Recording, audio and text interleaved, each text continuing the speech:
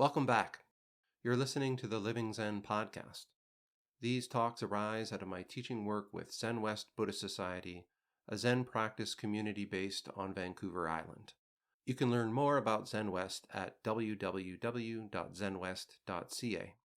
The Living Zen podcast is available at livingzen.libsyn.com, as well as on Spotify, Apple Podcasts, and wherever you find your podcasts. If you'd like to support this work more directly, I also share additional teachings, reflections, and behind-the-scenes writing through Red Mountain Way, my Patreon space. Becoming a patron there helps support the time, energy, and care that goes into these talks. And now, let's step into the Zendo together.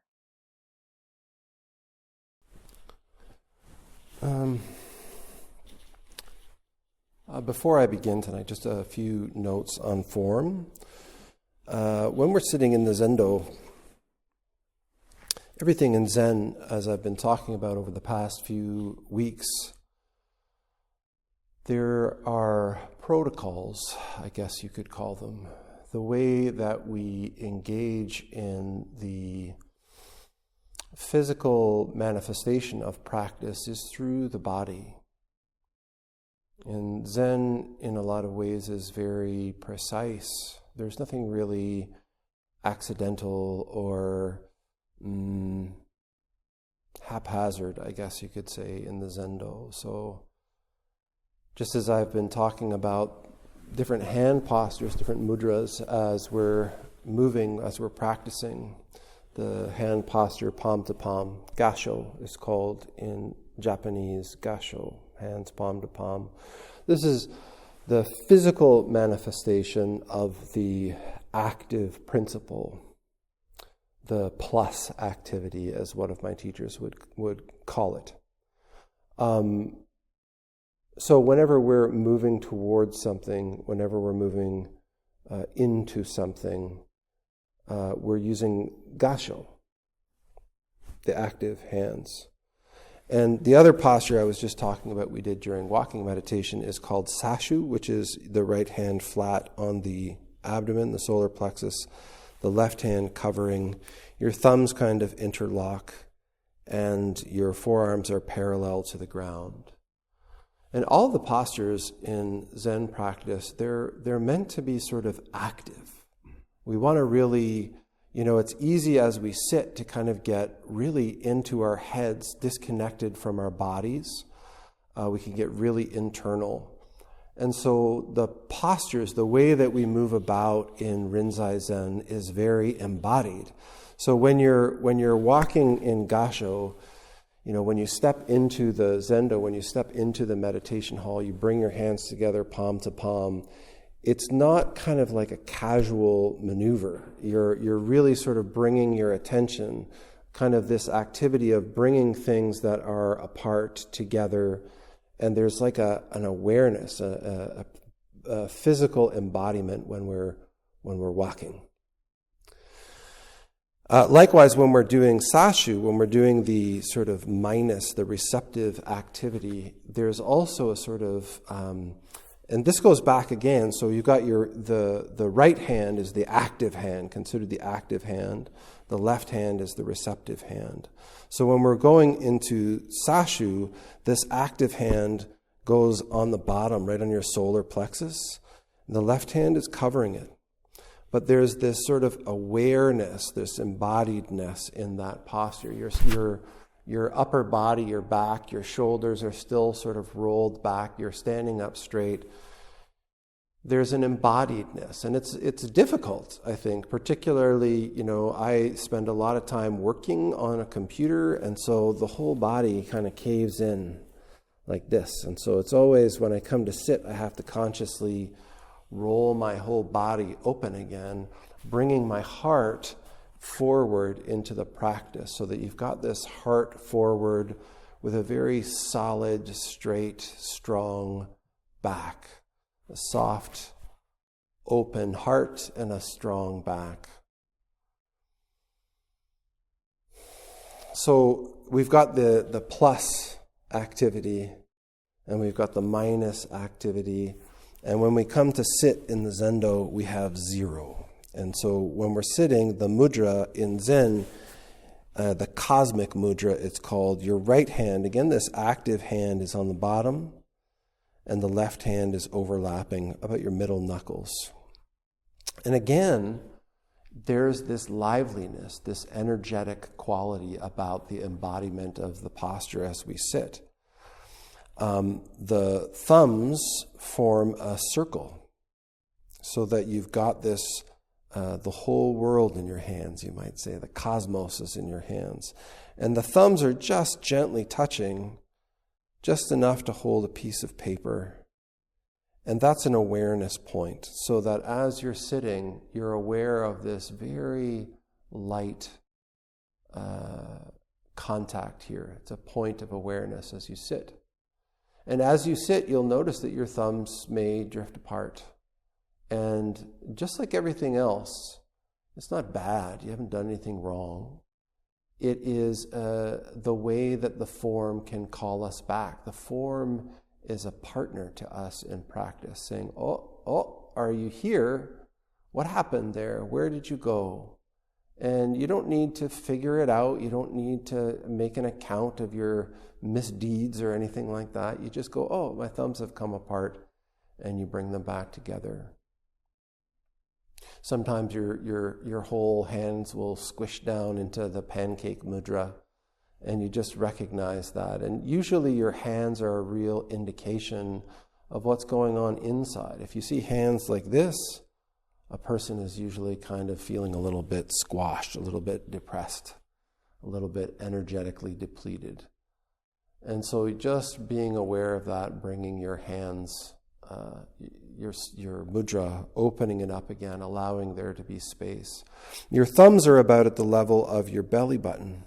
I'm sorry if this is a repeat for the newcomers. I'm sure this is like, you just had this teaching, I'm sure. So your thumbs are at the level of your belly button, and that spot, the lower dantian, or the hara in Japanese, is just, see, in these robes I have a knot to remind me, so I have my knot right in the middle of my mudra here. And so I'm sitting in a half lotus posture, so my foot is actually right here. And so the reason it's called the lotus posture is because the leaves of the flower all center around this spot, this hara, the mudra center. So my back of my hand is actually resting on my heel, and my back can be nice and straight in that posture. This is why the lotus posture is really the great posture. But it's not necessary. You just have to be aware how your body is different. If you're sitting Burmese, like Patrick is here, or if you're sitting seiza on your knees, or if you're sitting in a chair, it doesn't matter. The dynamics, it's upper body dynamics mostly. You want to make sure that your thumbs are there and that you're holding your hands up so that they're at that place. You don't want to be squeezing from your shoulders, because that'll cause a lot of tension in your trapezius muscles, your neck muscles, your upper back, and you get that nice dagger between the shoulder blades feeling if you do that. So you really want to make sure that everything is kind of hanging off of your neck, and that you're just holding your hands up from the elbows. And this is not just like, it doesn't come like overnight. You've really, your body is so used to all of the things that we're doing, looking at our devices and typing on our laptops and sitting in chairs that aren't really made for us to sit in. We don't sit on the floor, so our backs get really tired and weak. And so being gentle with your sitting practice and cultivating the awareness in your body and even the strength in your body just to be able to do sitting. Start small, do a little bit every day. It doesn't have to be meditation even. If you can get yourself sitting cross-legged or sitting on the floor or sitting in a way where you're using your own muscles to hold your back up just for a couple minutes. Just being aware of that posture, just sitting straight, being able to breathe into your abdomen, couple minutes. Just the length of a song or something like that. And the more you do this, the more your body kind of finds that posture. And what you'll find is that as you sit, this posture is really powerfully energetic. It allows the the energy of your body to flow really naturally up and down with your breath from the very tip of your tailbone, even beyond that, down into the earth, all the way up to the crown of your head and even sort of beyond. You're like sitting on this post, and all of your muscles are actually kind of relaxed in this position. And this is, the easiest way to actually get into a place where you can sit for a longer period of time is actually working with your body to sort of find this naturally straight place where everything just kind of hangs. You're actually using very little muscles. And that mudra, in the seiza position, the kneeling posture, for example, sometimes you really have to hold your hands up. And you can actually take cushions and sit them on your lap if you find that your hands naturally kind of want to fall down. And if you see that, as soon as I lower my hands down, my shoulders naturally kind of roll in. And then the longer I sit, the whole body will start to just curve in, until you start. So you want to really just open your chest up, roll your shoulders back, keep your hands at that central place. So maybe that can just weave right into where I left off last week, which is really looking at what I called last week the animacy of Zen, and how we can approach Zen in a very kind of technical, scientific way. But in a lot of ways, the way that Zen is practiced is to embody the teaching in the activities that we're doing. So I talk about the active hand, the passive hand. I've talked about the form when we're doing bows or prostrations, the awareness of left and right in everything that we're doing. When we're stepping towards something, stepping with our left foot first, the activity of receptivity, walking towards something, that we're not stepping forward with the self, with the I. When we step back onto the meditation cushion, we're stepping back with the left foot. You don't need to remember all this stuff. This is like, if you keep doing this for a long time, you'll learn it. But I'm just trying to give an example of how much the form of the practice has been considered and developed as a manifestation of this teaching, this activity, this awareness of the activity of birth and death. The activity of arising and existing for a period, and then the activity turning and dissolving, disappearing, arising again, over and over and over. And it's manifested in everything that we're doing. When we're walking, we're just, there is this practice of taking a step, and being aware of that pause in between and taking a step. Connecting with our breath, which is constantly this activity of breathing in and arising, being born, feeling our breath come to the top. We can't breathe anymore in. There's a little pause, and then the activity turns and we breathe out. We exhale all the way until we can't exhale anymore. And then the activity naturally turns and we breathe in. Over and over. Seems so simple. But this is the first kind of expression of the Dharma activity. That which is of the nature to be born is of the nature to die. And we practice this in everything that we're doing. We practice it in our walking, we practice it in our chanting, that humming that we do, that activity of just exhaling and making sound until we can't make the sound anymore, and then without panic, without feeling like we need to hold everything up, just taking a breath as we feel ourselves again. Everybody else is chanting, so they're supporting us, and then we have our breath and we make our sound again, ah, or whatever it is that we're doing.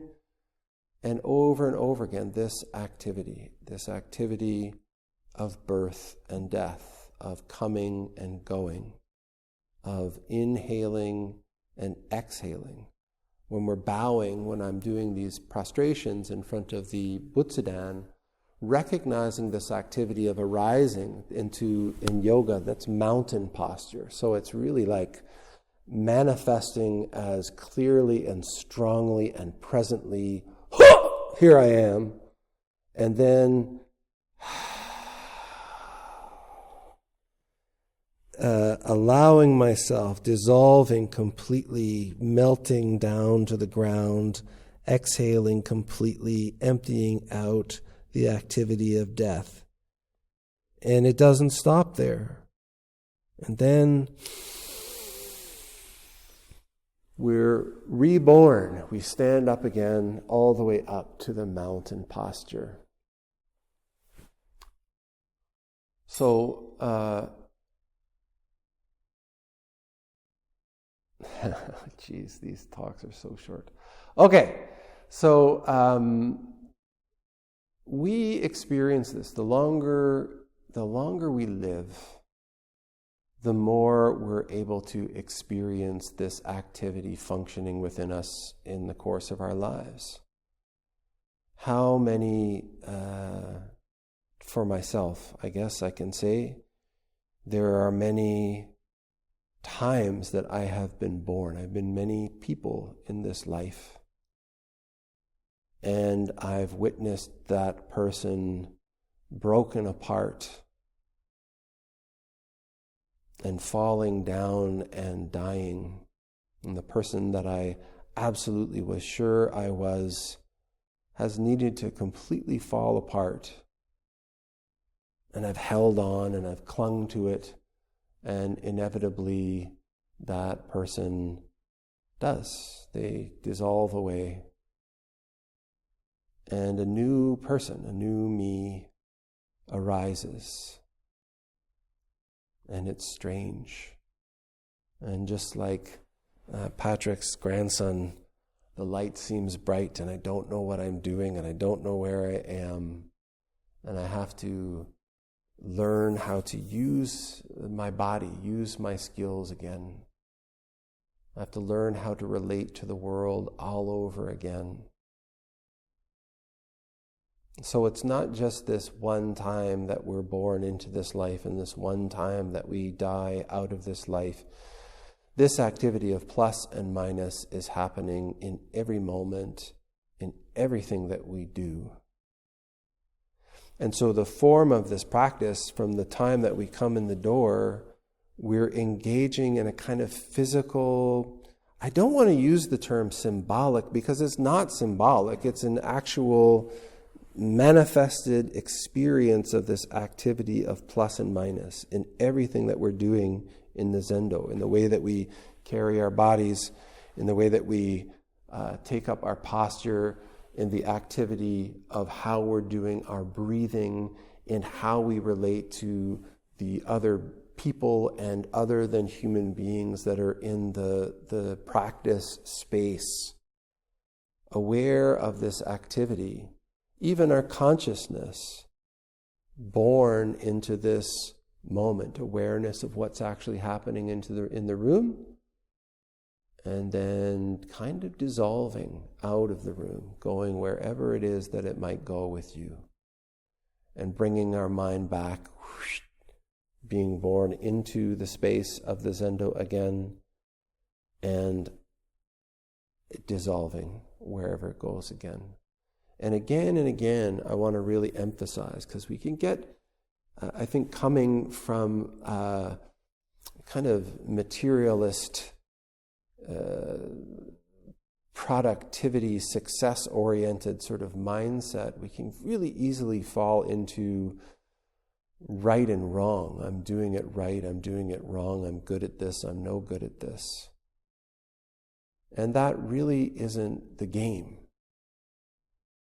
Our practice is to be aware of just what it is, just what's unfolding in this moment.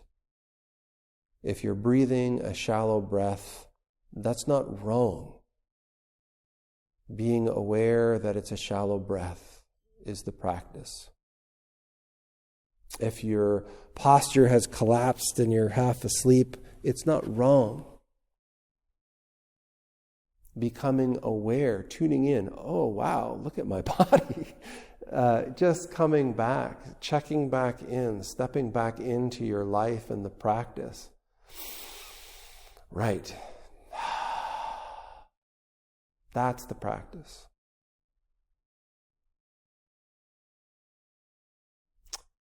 Okay, I'm well past time, so thank you very much. I hope to see you again next week.